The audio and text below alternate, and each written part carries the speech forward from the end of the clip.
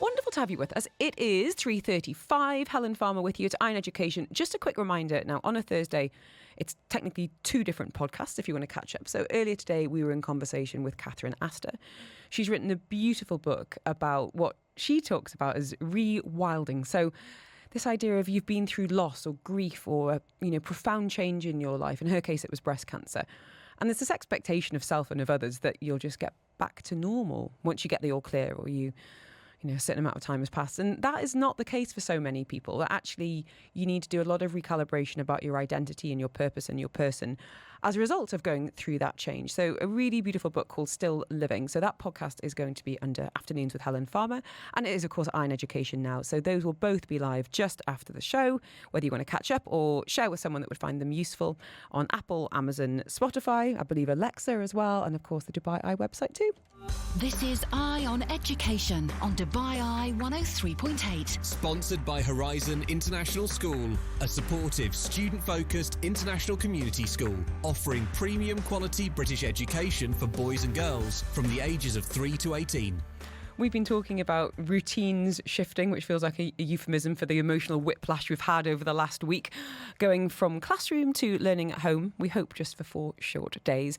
But it's not just the academics that might need attention. It can be well-being, confidence, how children express themselves, articulate how they're feeling.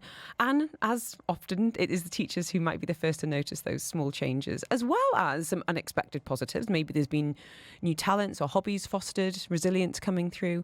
Emma Reeves is in the studio today, teacher at Repton Dubai, to share what she's seen in the classroom and, of course, how parents can support kids right now and into next week. Emma, thank you so much for being with us today. Hi, thanks for having me. How are you? I'm well, thank you. An unexpected week online.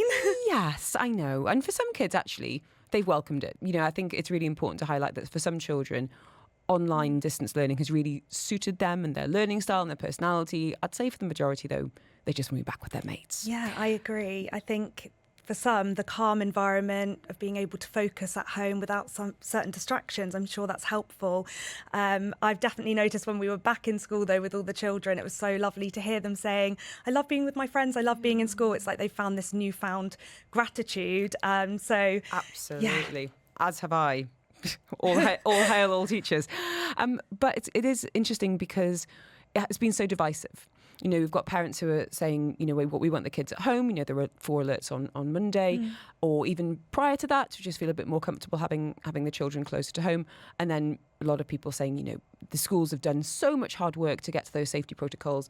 The schools are ready. The students know what to do. Let's just get back into the classroom. And there is this kind of mismatch. And I think it's important for us to talk about today, Emma, is the cues that teachers pick up on that, a child might be emotionally struggling with going back or with change. Yeah. Do children tend to say, I'm stressed, or does it show up in behavioural ways? Absolutely. I think this is a really good point, because particularly for our youngest learners, often signs of distress or children struggling come through their physical behaviours, particularly like what? Well, maybe being quieter than usual, or being a bit more reluctant to socialise with their friends. Even you can notice these behaviours with children online as well. A child that might normally share their ideas and then being a little bit withdrawn. And I think it's certainly interesting to see that in school and online, but particularly with our youngest learners who don't necessarily have the words to express themselves. And what's really challenging for a lot of parents is, and we certainly saw this during COVID, and I know you've done a lot of work around that, those early years post-COVID, is the separation anxiety of, maybe having mum, dad or helper alongside and maybe helping with distance learning and just being there. And then this wrench. And of course, day one, it's like, I want to see my friends. And then the novelty wearing off a little bit. And the clinging to the legs and the tears. Often we should say that, it's fine within 5 minutes. But for a parent, it can cast a shadow over the whole day. When it comes to separation anxiety and what you saw during those early years post-COVID, what can be really helpful for parents to understand and to, do about it? Absolutely. I think for parents to feel that reassurance that children have developed really strong relationships with their form tutors, with their class teachers. I think teachers now are so aware of the importance of well-being being part of everything that we do. It's implicit in everything. Children tend to have that strong connection to their teachers. And also being in school, to them is also being with their friends, being with their peers. I think encouraging that, and also children really thrive with a sense of structure and routine as well. So whether that's at home, having that routine and structure, or being in school, I think for parents, the reassurance that that structure, those boundaries, those are the things that are helping the children. I appreciate it's a very challenging time. It is, and some of that comes from us as parents, our own anxieties about it. And I think how we think about it and how we talk about school, our kids pick up on. If we're positive and excited about it, then we hope that all will come down to them. And unfortunately, we've also seen an impact on, certainly campus-based ECAs and sports clubs and things like that. And I wanted to ask you, obviously there's an academic element to it, but I think more well-being, about why it is really important to keep up those hobbies and passions and movement and creativity. Yeah, absolutely. I mean, hobbies, passions, interests are such a huge part of a child's identity. And we all know that new experiences contribute towards well-being. It's that sense of connection with peers, whether that's doing a sport or performing, doing a musical performance. So we've certainly tried to prioritise that. At Repton, we had a wonderful musical showcase, and we had 75 children interested in being part of this. And I think it was an amazing event where families felt connected, children had a chance to show off their talents. And I think it's also that gentle balance. Like you mentioned, parents have been worried with the current circumstances, but for our sports students, for example, they've had the opportunity to complete their online learning in the day, and then Cognita have arranged sessions for them, so they're still getting that opportunity. And I think it's that gentle balance so that everybody feels comfortable with the situation, but hobbies and talents are such a huge part of that. And I think it's also really important, and I say this as a kind of a worried parent who has seen, friendships suffer because of online learning and children, being taken out of school or being out of country, is that by doing, maybe new hobbies or going back to something is actually just a good way to make some new friends, of, either bolstering connections that maybe hadn't really been encouraged or acknowledged, and meeting other children. Because I'm like, you need to broaden your social circles right now, guys. Like, this is when you need to start thinking it's not just about having your 3 best mates in your class, because, right now it's about diversifying that risk, if that makes sense. Absolutely. And I think we really saw the impact of that from the COVID-19 pandemic. Children's social skills, language skills, emotional skills were really affected, particularly for early years children who didn't then have that opportunity to develop those skills. So I think as teachers, I know that our senior leadership team have been really aware of this and sort of mitigating those effects this time round during these challenging times. And I think I've seen some really positive outcomes of that, actually. And children are always so happy to see each other online and smiley. They are, however, yeah, it's not the same. As soon as I found out on Monday night about back to distance learning, my immediate thought was, well, that's back to 6-7 hours on the iPad, which, listen, my kids don't mind. I'm the one that worries. This morning I left the house at about 10:30. They'd been on their iPads for about 2 hours by that point. And I knew they had a couple of lives, and in between that they could have, cleaned out the hamster, or, come and, played with the dogs, or, just done something away from their iPads. But they didn't. I had to go in and go, right, come out. You're having a break from the screen, because technology has been a lifeline. And can you imagine trying to, it doesn't bear thinking about, without online learning, the impact on our kids' education. But it has felt like a real struggle for a lot of parents about how to strike a healthy balance. So if a kid does seem glued to a screen, Emma, or kind of disengaged, any ideas from your teacher's point of view about how we can, as parents, address that without me going ballistic and frisbeeing the iPad across the room, as I've been tempted to do? I mean, absolutely. I think technology has been amazing to connect us, but a lot of the research at the moment is leading towards digital detoxing. Children need to reconnect with paper books. Yeah. They need to be having those face-to-face interactions. I think teachers and parents are on the same page about this. The weeks that when we returned to school, we really focused on having that digital detox. I think in terms of strategies, we as teachers try to encourage using technology in fun ways that mean not necessarily always on the screen. For example, we had the senior school were doing an iNaturalist competition, which is an app where you can take pictures of animal species and plants. So encourage them to get outside, but still kind of using technology. So it's that's that balance. like the jumping off point to go, Yes. here's your activity on the screen, now get off the screen and do it. Or like PE lives. We've been doing PE lives every day. So children almost, in that sense, it's not them sat with a screen right in front of their face. But sometimes, I mean, in school, I think parents probably have a harder job of saying no and being listened to, because I think that is, whereas for teachers, often when we say the iPads are going away, they're in the trolley, we can't get to them, perhaps that's easier for us. So I need a trolley. A lock and key, yeah. Don't tempt me. We were just talking to the other Emma earlier today about return to classroom next week and understanding that there will be some academic gaps. Like, that is undeniable.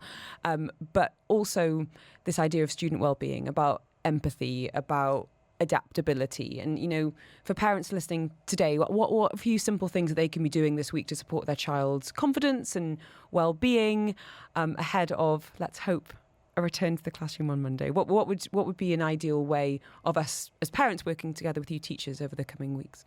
Yeah, I think whether you're at school or at home, maintaining that routine and structure is so important.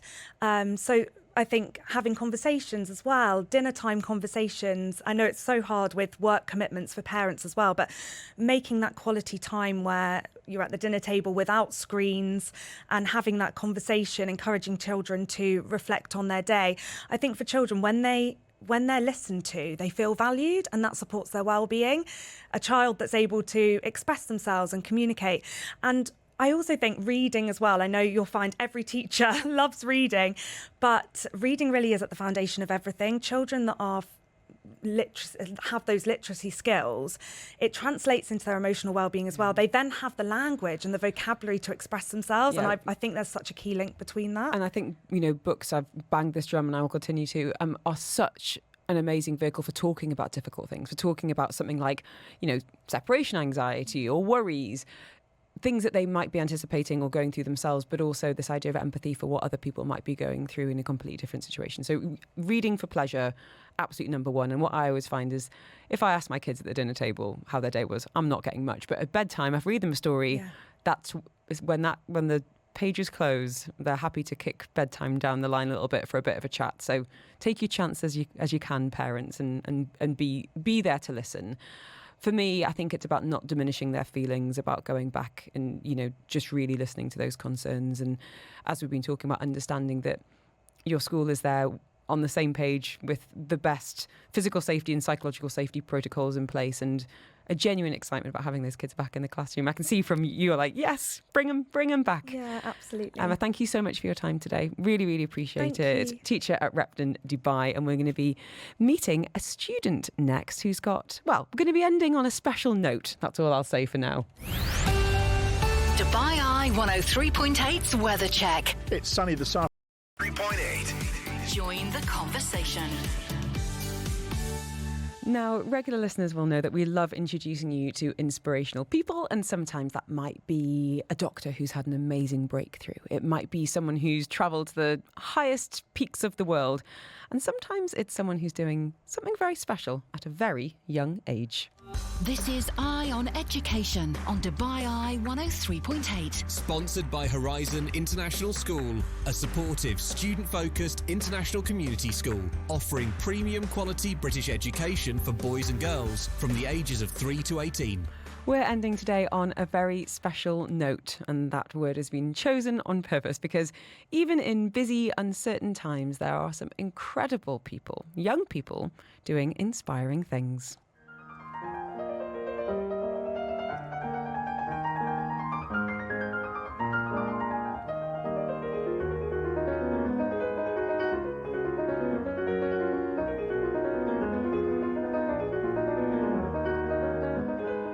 That is an incredible young musician, 9-year-old Roger, student at Repton Dubai, playing Schubert so beautifully. And Roger's love of music, especially the piano, has already taken him on an amazing journey, including a very memorable meeting with His Highness Sheikh Mohammed bin Rashid Al Maktoum. And Roger joins us now in the studio. Roger, I watched you playing the piano on that clip and could not believe that it was someone at 9 years old playing with such a level of competence and confidence.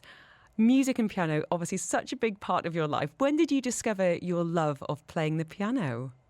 So when I was about 3, my mom asked me to choose an instrument to play. And I tried different instruments. And at the age of 3, I began piano. Wow, why was it the piano? What other instruments did you try, and why was the piano the one that you wanted to choose? I also tried violin and drum, but drum required a lot of strength, and when I was really young, I couldn't really do it, and I had to hold the violin up for too long, so I didn't like it that much, so I chose piano, and I really liked piano. I would say, from a mum's point of view, I would choose the piano too. My brother played violin, and now he's a professional drummer, and they are both very noisy and very difficult to get right, and the piano, it sounds so beautiful. What is your biggest dream, Roger, when it comes to music and playing? My biggest dream is to become a pianist. You already are. Can you imagine that being your job and travelling the world and playing concerts to thousands of people? That would be amazing. Thank you. I can see it happening. Tell us about the UAE. What is it that you love most about living here and going to school here? So I love the most about UAE is that they welcome everyone, like anyone from any country to come. For example, in my class, I have classmates from more than 6 countries, and I can learn from these different classmates from different countries. Have you learnt any Arabic since you've been in the UAE? Yes, I learned some in school. Okay, I've been in Dubai for nearly 20 years and I hardly speak any. I have a daughter in year 4 like you, and she speaks better Arabic than me. Can you say any Arabic on the radio for us? I can do a self-introduce. I'd love that. مرحبا أنا اسمي راجر عمري 9 سنوات أنا مدرستي Repton Dubai. Wow. So this must have been very useful when you had the opportunity to sit down with His Highness Sheikh Mohammed bin Rashid Al Maktoum. Tell us about how that meeting happened and what did he say to you? So I wrote a letter about a month and a half ago, and a month earlier he called me to meet him, and before he came in I was a little bit nervous because I've only seen him on TV before, but when he came in he was really kind and really nice, so I was really relaxed after he came in. And what did he say to you? Did you play any piano for him? Did you talk about music or the UAE? Yes, I said I play piano, and he also said that he also played piano when he was younger. Oh my goodness. I mean, that is just an absolute dream come true. I bet your classmates and parents couldn't believe what you'd done. What made you think of sending a letter to His Highness? So about a month and a half ago, my mom and dad and me were having dinner together. And my dad said at this special time, do you think anything's different in your life? I said no, apart from the remote learning, everything is kind of normal. So I decided to write a letter to thank the leaders of this country, to thank them for their hard work and hard effort they put into keeping everyone's normal life and keeping everyone safe. That must have meant a huge amount to him to have that gratitude and recognition. What a lovely, lovely gesture. And then to be able to share your music as well and your own talents. Before I let you get back to, I hope you've done all your online learning tasks for the day, Roger. You strike me as a diligent student. How do you feel when you play piano? What does it give you? Where does it take you when you're behind the keys? It takes me into a dream. I've always dreamt of becoming a pianist when I grow up and to spread the art of piano to every corner of the world. And I'm really happy whenever I play piano. Well, you brought me a huge amount of joy listening to just 20 seconds. So I can't wait to see where your love of music takes you. Thank you so much for coming to the studio. Let's hope you're back at Repton Dubai on Monday with your classmates and your amazing teachers. Thank you so much, Roger. Thank you. What an amazing high note to end on there. We are, of course, back tomorrow live with you. We are going to be broadcasting from ICD Brookfield Place in DIFC, marking a week-long celebration of mixology, of food, live entertainment and high culture. We're going to be talking about what's happening over the weekend, meeting a couple of industry insiders, bakers in fact, learning more about reading and meeting the man behind a distinguished gentleman's ride, plus celebrating the 100th birthday of the one and only Sir David Attenborough with one local conservationist. That's all coming up from 1 o'clock. In the meantime, though, I'm leaving with Dane and the debrief. Have a lovely evening ahead. Join the conversation. This is Dubai Eye 103.8.